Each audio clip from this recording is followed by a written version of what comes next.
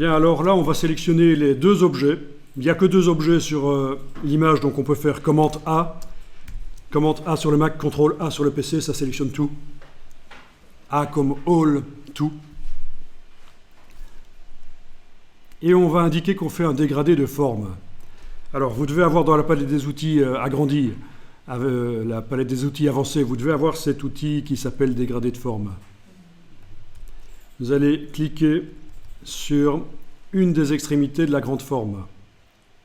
Clic. Puis, vous allez sur la même extrémité sur la petite forme. Clic. Et vous voyez une forme intermédiaire qui s'est créée. Un espèce de morphing. Donc, qu'est-ce qu'on obtient dans la palette des calques? Vous voyez qu'on vient de créer un objet dynamique, c'est-à-dire un système modifiable, on va dire, qui s'appelle dégradé de forme. Une espèce de groupe qui s'appelle dégradé de forme. Là-dedans, on a nos deux tracés qui servent au dégradé de forme.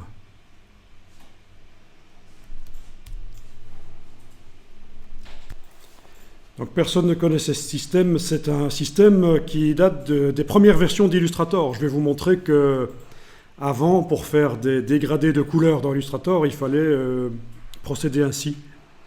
C'était assez complexe dans les premières versions d'Illustrator, 87 et les quelques années qui ont suivi. Il n'y avait pas l'outil dégradé de couleurs comme on le connaît maintenant. Il n'existait pas. Voilà. Alors, vous avez donc une forme intermédiaire.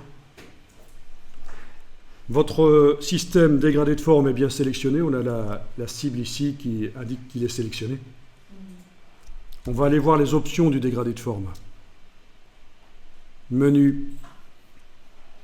Et du coup, les tracés se trouvent dans le groupe dégradé de forme. Oui, les tracés sont dans le groupe dégradé de forme.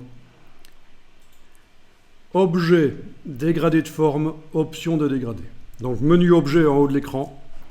Dégradé de forme, option de dégradé.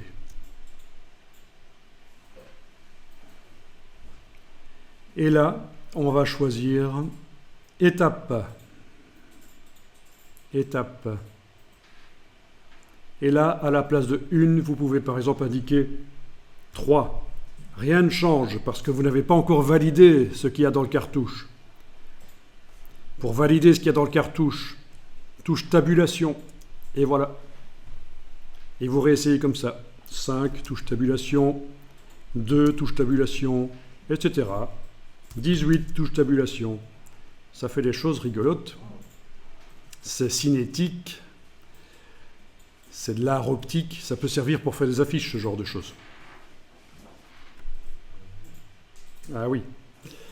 Ok, bon. Ici, je vais en mettre 4, par exemple. Voilà, 4. Bien. Ceci, ça ne va pas changer grand-chose dans ce cas-ci. L'orientation. Ok. Voilà, vous voyez qu'on peut choisir le nombre d'étapes.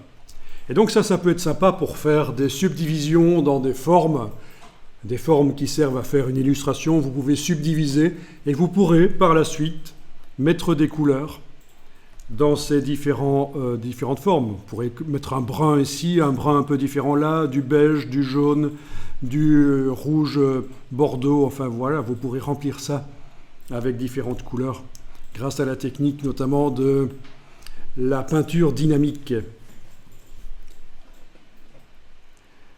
Donc ça, c'est une première approche du dégradé de forme, c'est sympa, c'est bien.